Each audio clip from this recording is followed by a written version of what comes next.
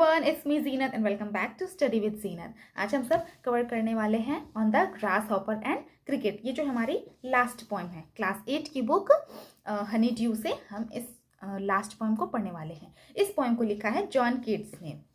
तो इसमें क्या लिखा है? Unlike the ant and the cricket, page number 21 which tells a story. अब पेज नंबर 21 में हमने ये स्टोरी पढ़ी थी, the ant and the cricket. इस कहानी में इस पोएम में क्या था? बेसिकली एक एंट रहता है, चींटी, और क्रिकेट के बारे में स्टोरी थी कि एंट पूरे साल के लिए खाना जमा करता है, मेहनत से काम करता है और उसको फिर बारिश के दिनों में उसे कोई परेशानी नहीं होती। लेकिन क्रिकेट क्या करता है? वो काम नहीं करता है अच्छे से और नाचता गाता है और अपने दिन को ऐसे ही वेस्ट कर देता है। तो एंट के पास फिर बारिश के दिनों में वो मांगने के लिए जाता है ना खाना, क्योंकि उसके पास कुछ नहीं रहता। तो एंट चींटी जवाब देती है कि जैसे ही समर सीजन आपने गाना गा के गुजार दिया, तो वैसे ही विंटर सीजन, ठंडी का मौसम जो है, विंटर सीजन आप डांस करके बिता दो। मतलब कि हर एक इंसान को, इंसेक्ट्स को फ्यूचर के बारे में सोच के, फ्यूचर के कॉन्सिक्वेंसेस के बारे में सोच के काम करना पड़ता है। क्योंकि अगर आप अभी सेव नहीं करोगे तो बारिश के दिनों में चींटी सब कैसे बाहर निकलेगी? जो खाना सेव रहता है उसी का ना यूज़ किया जाता है, ऐसे ना सर्वाइवल होता है। तो यही था। तो फिर आगे देखते हैं। This is a nature poem. वो तो एक स्टोरी था, ये एक नेचर पोएम है। In it the grasshopper and cricket do not appear as characters in a story. और इस पोएम में क्या देखेंगे कि ग्रास हॉपर और क्रिकेट जो है, ग्रास हॉपर मीन्स टिड्डा, जो कि टिड्डा है, और क्रिकेट मीन्स झिंगूर।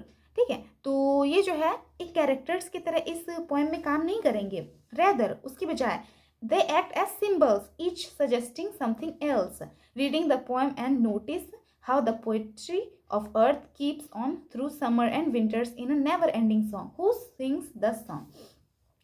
तो ग्रास हॉपर एंड जो क्रिकेट जो है, इस कविता में कैरेक्टर्स की तरह काम नहीं करेंगे, वो एक सिंबल्स की तरह काम करेंगे। किसी चीज़ को दर्शाया जाएगा उसके थ्रू से। इस पोएम में बेसिकली बताया गया है कि ये जो इस अर्थ का जो नेवर एंडिंग सॉन्ग है, जैसे कि कभी भी दुनिया रुकती नहीं है, चाहे गर्मी का मौसम हो, ठंडी का मौसम हो, कोई ना कोई इंसेक्ट का जो गाना है, चिड़ियों की चहचहाट होती है, बारिश के दिनों में टिड्डे, मेंढक की आवाज़ें निकलती हैं, है ना, झिंगुर बोलते रहता है। मतलब नेचर का जो ये साउंड है ना, नेचर में जितने सारे एनिमल, पेड़ पौधे, पानी वगैरह है, ठीक है, सबका जो आवाज़ आते रहता है, कभी भी कोई रुकता नहीं है। ठीक, तो उसी के बारे में बताया गया है, नेवर एंडिंग सॉन्ग, जो कभी रुकता ही नहीं है। Who sings the song? Song के बारे में पूछ रहा है कि इस पोएम में किसने गाना गाया। तो आइए देखते हैं, अब स्टार्ट करते हैं हम लोग। The poetry of earth is never dead when all the birds are faint with the hot sun and hide in cooling trees. A voice will run from hedge to hedge about the new moon made.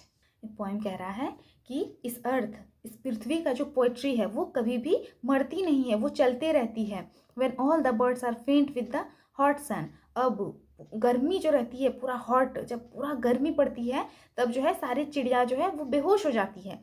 ऐसा चिड़ियों के बारे में नहीं, वो real में बेहोश नहीं होती है, वो अपने गाने को शांत कर देती है और कहीं जाके छुप जाती है। इससे इंसानों से मतलब है कि जब बहुत ज़्यादा गर्मी पड़ती है, धूप पड़ती है, तो हम लोग क्या करते हैं? अपने अपने घरों में छुप जाते हैं, ज़्यादा बाहर नहीं निकलते हैं, ज़्यादा चहकते नहीं हैं। उसी तरह बर्ड्स देके बताया गया है कि बर्ड भी ज़्यादा बाहर नहीं निकलती है, वो भी तपते हुए सूरज की किरणों से छुप के कहीं पे छुप जाती है। And hide in cooling trees a voice will run, और छुप जाती है ठंडे ठंडे पेड़ों की छायाओं के नीचे। लेकिन वहाँ भी एक आवाज़ जो है वो रन करते रहती है, मतलब दौड़ते रहती हैं कोई आवाज़। From hedge to hedge about the new मॉर्न मेड। हेज का मतलब होता है हेज, वो जो पार्क में आप देखे होंगे, हरा कलर का जो पौधा होता है, काफ़ी सारा एकदम कैसे बताएं, लंबा सा बाउंड्री बना हुआ जो रहता है, जिसके पत्ते हम कटिंग कर करके कोई भी शेप देते हैं। झाड़ियों वाला पौधा होता है ना, जिसमें हरे हरे सिर्फ पत्तियां रहती है, उसको काट काट के हम शेप देते हैं। कोई बाउंड्री वाला बनाता है तो कोई ये, ठीक है। तो उसी में न्यू मॉर्न मेड, न्यू मॉर्न मेड, न्यू मॉर्न का मतलब होता है परफेक्टली कट, जिसको हम कटिंग करते हैं और कोई शेप, कोई बाघ का शेप देते हैं, फ्लावर का शेप देते हैं, या फिर इक्वल बराबर काटते हैं ना, तो वैसा वाला पौधा, झाड़ी का बात हो रहा है। ठीक है, तो उसमें भी जो है कोई ना कोई आवाज़ रन करते रहती है। आइए देखते हैं आगे क्या चीज़ का आवाज़ रन करती है। That is the grasshoppers, he takes the lead in summer luxury he has never done with his delights, for when tired out with fun, he rests at ease beneath some pleasant weed. तो यहाँ पे अब जो है पहले stanza में क्या हुआ, सवाल पूछा गया कि हेज टू हेज मूव करता है, कुछ तो साउंड प्रोड्यूस होते रहता है। अब दूसरे स्टेंजा में बताया गया कि दैट इज ग्रास हॉपर। अब वो क्या था, टिड्डा था, ग्रास हॉपर था, वो एक हेज से दूसरे हेज पर मूव करते रहता है। हेज मतलब वही जो कि पत्तियों वाली झाड़ी जो रहती है, जिसको कटिंग करके हम इक्वली लाइन बनाते हैं, पार्ट में साइड में लगा हुआ रहता है। He takes the lead in summer luxury। अब जब देखो पहले स्टेंजे में क्या था कि खूब ज़्यादा जब गर्मी पड़ती है, सारे लोग जो है घर में घुस जाते हैं जब खूब गर्मी पड़ती है तो, और पक्षी सब जो है वो गाना बंद कर देते हैं और पेड़ की छायाओं में रेस्ट करने लगते हैं। तब जाके जो है ये ग्रास हॉपर निकलता है और तो क्या लगता है, सब अगर धूप में अंदर चले जाते हैं तो क्या नेचर का सॉन्ग रुक जाता है? नहीं, नेचर का सॉन्ग लगातार निरंतर चलते रहता है।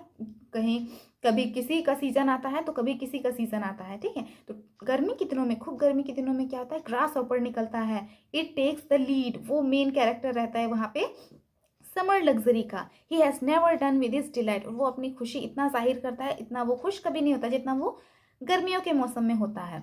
For when tired out with fun, he rests at ease beneath some pleasant weed।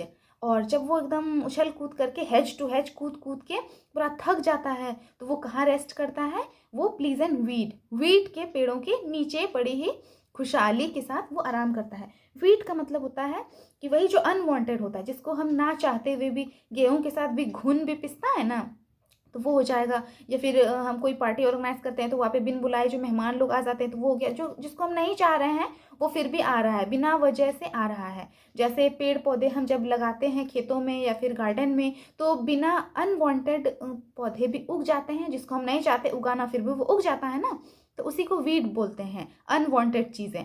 तो अब ये है तो अनवांटेड, लेकिन प्लीजेंट बताया गया है कि अच्छा एकदम खुशहाली वाला। तो वो उसी अनवांटेड पेड़ पौधे के नीचे जो है वो आराम करता है, एकदम आराम भरी नींद लेता है।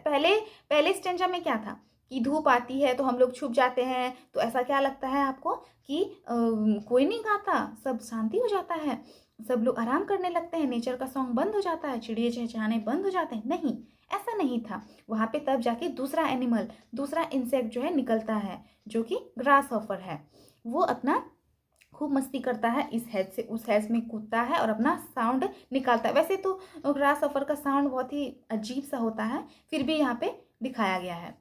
अब तीसरा स्टेंजा देखते हैं। The poetry of earth is ceasing never on a long winter evening when the frost has wrought a silence from the stone, there shrills the cricket song in warmth increasingly ever.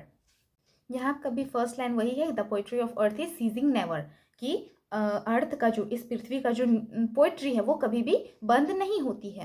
On a long winter evening when the frost has wrought a silence from the stone there shrills. अब जैसे पूरा winter, ठंडी का समय आता है, ठंडी की शामों में जब बर्फ गिरने लगती है, एकदम सब कुछ ठंडा ठंडा हो जाता है और एकदम साइलेंस छा जाता है, वहाँ पे चुप्पी छा जाती है, तो क्या होता है, स्टोन से, पत्थरों से कुछ आवाज़ें आ जाती है। श्रिल मीन्स अजीब साउंड, ठीक है। द क्रिकेट सॉन्ग, क्रिकेट का सॉन्ग उतना अच्छा नहीं लगता है, क्रिकेट जो झिंगूर है उसके गाने की आवाज़ें आने लगती है पत्थरों से। इन वार्मथ इंक्रीजिंग एवर, और सारे लोग जो अपने घरों में बैठ के घरों में छुप जाते हैं, मतलब पूरा ठंडी जब बरसने लगता है, ठंडी जब बढ़ जाता है, जब बर्फ़ भी गिरने लगता है पूरा ठंडी, तो सब लोग अपने अपने घर में बंद हो जाते हैं। तो क्या लगता है, नेचर का सॉन्ग रुक जाएगा? नहीं, बिल्कुल नहीं। ठंडी में जब पत्थर सबसे आवाज़ें आने लगती है, पहाड़ों से आवाज़ें आने लगती है, बहुत श्रिल, कानों में चुभने वाला आवाज़ होता है क्रिकेट का, ठीक, तो वो गाना शुरू कर देती है। ऐसा नहीं कि वो बंद हो जाता है, वो गाना शुरू कर देती है। And seems to one in drowsiness half lost, और जो भी ड्रो साइंस मतलब होता है आधी नींद में जो भी लोग सोए हुए रहते हैं, तो उसको क्या सुनाई देता है, the grasshoppers among some grassy hills, की ग्रासी घास वाली जो हिल्स है, पहाड़ियाँ सब है, हिल से जो है ग्रास हॉपर के गाने की आवाज़ें आ रही हैं। क्योंकि क्रिकेट और ग्रास हॉपर का जो साउंड है ना, वो लगभग एक टाइप का होता है। घास टाइप में वो रहता है, ग्रीन ग्रीन पत्तियों के पीछे रहता है, और वो हॉप करता है, एक जगह से दूसरे जगह जंप करता है, तो इस वजह से इसको ग्रास हॉपर कहा जाता है।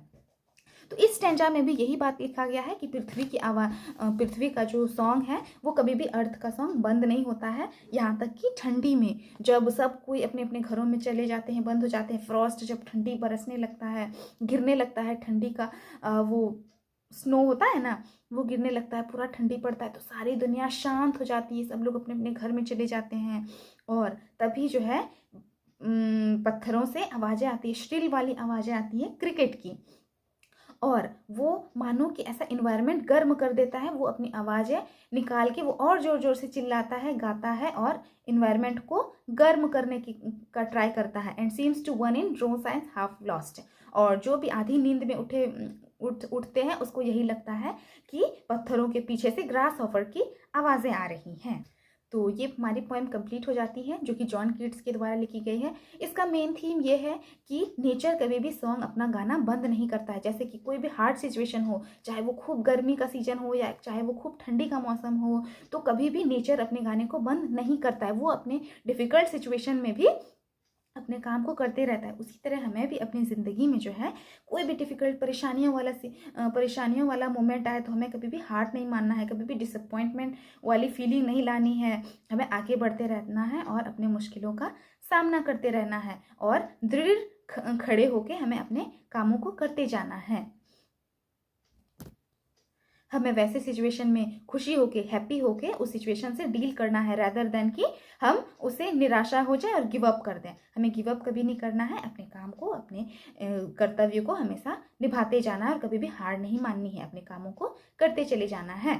ठीक है, तो यहीं पे हमारी पोएम कंप्लीट हो जाती है। ये हमारा आखिरी पोएम था। आई होप आप सबको पसंद आया होगा। अब हम सब नेक्स्ट किताब पे चलेंगे, नेक्स्ट पोएम हम लोग जाएंगे। ठीक है, इट्स सो हैपेंड पे हम लोग स्टार्ट करेंगे। अगर आपको हमारी कहानी पसंद आती है तो do like and subscribe to my channel. मिलते हैं अगली वीडियो में, तब तक के लिए बाय बाय।